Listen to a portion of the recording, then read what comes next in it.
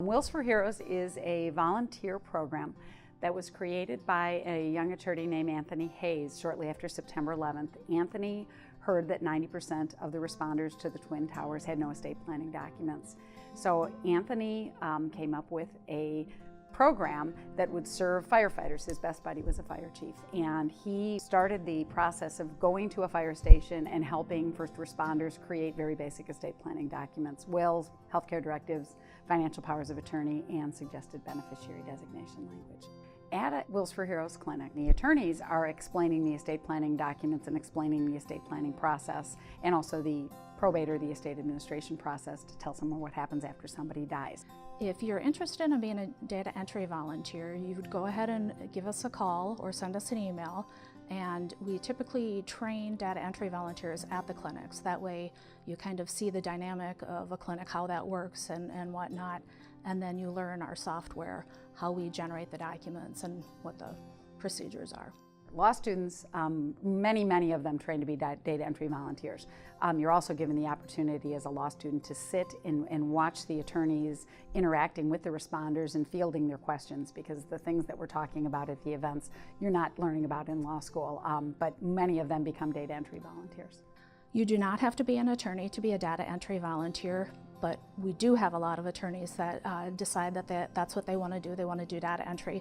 We have high school students, we have police officers, we have other various first responders that also do data entry. We have paralegals, we have secretaries. It's just whatever you are and you're interested in doing it, you can go ahead and do data entry. There isn't a supervising attorney at every single event that's on site that has at least 25 years of estate planning experience that can answer questions, so we don't have to worry about are you going to be able to answer a question. If you are an attorney and you'd like to volunteer with us, first of all, you do not need to have experience as an estate planner. A lot of people think that you do not. You have no follow-up with the responders that you meet with. Any follow-up questions would come to me or would come to Andrea after that night. It's a very supportive environment. We use document assembly, so hot docs, so you don't need to draft the forms. You need to be able to understand it and advise your clients, but you don't need to have drafting experience or a lot of practical experience to get in and work with clients at this program. So it's a good way for people to gain experience, but also kind of keep your time commitment pretty limited. So. Our Monday clinics run from 5 p.m. to 9 p.m., so we just ask you to sign up for an entire shift at a specific Monday clinic. Occasionally we go on road trips.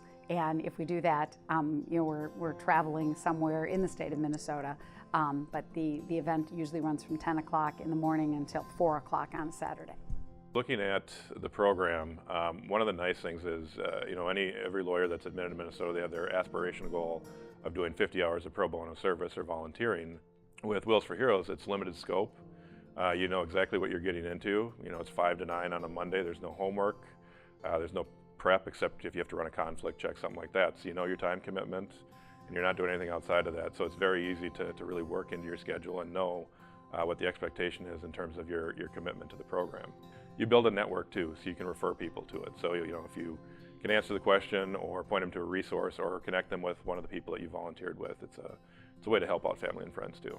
Currently, we have taken care of 13,985 first responders and their families, and we are planning on continuing as long as there is a need.